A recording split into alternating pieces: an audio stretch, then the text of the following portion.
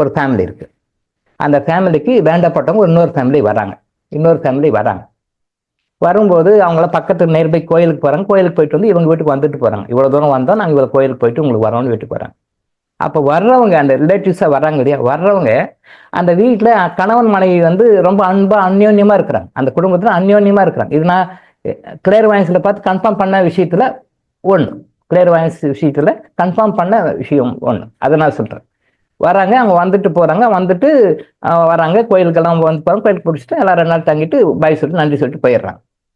இவங்க வருவதற்கு முன்னாடி அந்த கணவன் மனைவி அவ்வளோ ஒத்துமையாக இருக்கிறாங்க. கணவனுக்கு மனைவி ஹெல்ப் பண்ணுவாங்க, மனைவி கணவன் ஹெல்ப் பண்ணுவாங்க. அந்த கணவன் மனைவிக்கு அப்படி ஹெல்ப் பண்ணுவார். கூட இருந்து சமையல் உண்டு எல்லாம் அப்படி ஹெல்ப் பண்ணுவார். இது அவங்க வந்தவங்க வந்து பார்த்துட்டு போயிட்டாங்க. அதுக்கு பிறகு இவங்க வந்து போன பிறகு அவங்க குடும்பத்தில் நிறைய பிரச்சனைகள். ஹஸ்பண்ட் வந்து என்டையர்லி டிஃப்ரெண்ட்டாக மாறிட்டார். மனைவி மேலே வல்லுவரன் விழுறாரு, எரிஞ்சு விழுறாரு, சரியாக செஞ்சாலும் தப்புன்றாரு, அவர் மேலே குறை கண்டுபிடிக்கிறாரு, குற்றம் சொல்கிறாரு, நான் அவனுக்கு ஹெல்ப் பண்ண மாட்டேன், நான் செய்ய மாட்டேன், உன் கடமை நீ தான் செய்யணும் அப்படின்னு சொல்லி ஒதுங்குறாரு. என்ன விஷயம்னு அவங்களுக்கு ஒன்றும் புரியல. ஒரு தடவை அவங்க வந்து கவுன்சிலிங்காக வராங்க. சார் இந்த மாதிரி இருந்தார் சார், இவ்வளோ அன்பா பாசமாக இருந்தார், எனக்கு தாங்குவார், ஆனால் இப்போ அப்படி மாறிட்டார் சார், என்ன விஷயம்னு சொல்லி பார்த்தா கிளியர் வாயன்ஸில் வருது. அவங்க ரிலேட்டிவ் ஃபேமிலி அவங்க வீட்டுக்கு வந்தவங்க வந்து அந்த டைமில் அந்த மனைவிக்கு கணவன் எப்படியெல்லாம் ஹெல்ப் பண்ணான்னு பார்த்துருக்குறாங்க. ஜஸ்ட் பார்த்தியா எப்படியெல்லாம் ஹெல்ப் பண்ணார் பொண்டாட்டி அப்படின்னு நினைச்சாங்க, அவ்வளோதான், வேற ஒன்றும் இல்லை. அந்த தாட் ஃபார்ம் அவங்களுடைய அந்த அந்த குடும்ப பெண்மையினுடைய கணவருடைய ஆறார போய் உட்காந்து நைட்டியாக மாறி அப்படியே ஆப்போசிட்டாக மாறிச்சு. ரியலாக நடந்த உண்மை இது. ஏன் சார் மாறிட்டாங்க கிளியர் வாயன்ஸை பார்த்தா தெரியுது. இதை யாருடைய தப்பு சொல்லு பார்க்கலாம். காலிலேருந்து நைட் இருக்கும் அந்த அம்மாவுக்கு எப்படி ஹெல்ப் பண்ண பார்த்து இந்த மாதிரி புருஷன் கிடைக்கும், அந்த அம்மா கொடுத்து வச்சுக்கணும் அப்படின்னு நினைக்கிறாங்க, அவ்வளோதான்.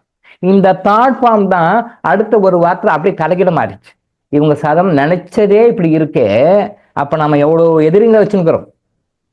மறைமுக எதிரிகள் நம்மகிட்ட இருக்காங்க, நேர்முக எதிரிகள் எப்படி இருக்காங்க, எத்தனை பேர்கிட்ட முறைச்சிட்டு இருக்கிறோம், எத்தனை பேர்கிட்ட மரப்பான்சில் இருக்கிறோம், எத்தனை பேர் நாம திட்டிக்கிறோம், எத்தனை பேர் அவங்க திட்டிருப்பாங்க, எத்தனை பேருக்கு சண்டை தகராறு, என் மூஞ்ச நீ முடிக்க மாட்டேன், உன் மூஞ்ச நான் முடிக்க மாட்டேன், என் சாவுக்கு நீ வராத, உன் சாவுக்கு நான் வரமாட்டேன், உன்னை பார்த்தா நான் பேச மாட்டேன், என்னை பார்த்தா நீ பேச மாட்டேன், டோன்ட் கேர் அப்படின்லாம் நினைக்கிறோம் இல்லையா.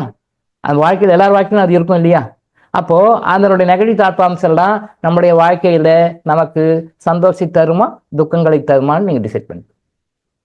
அப்ப துன்பங்களுக்கு என்ன காரணம்? இந்த மாதிரி கந்திஷ்டிகளும் காரணம், தாட் ஃபார்ம் கூட காரணம். பட் இதுக்கு எல்லாமே அடிப்படை காரணம் கர்மா தான். அந்த கர்மா இருக்கிறனால நமக்கு இது மாதிரிலாம் நடக்குதுன்னு சொல்ல வரேன். இந்த கர்மா இருக்கிறனால தான் இதெல்லாம் நடக்குது. அப்போ கர்மாவை சரி பண்ணிட்டோம்னா இதெல்லாம் சரியாயிடும், கந்திஷ்டி வராது.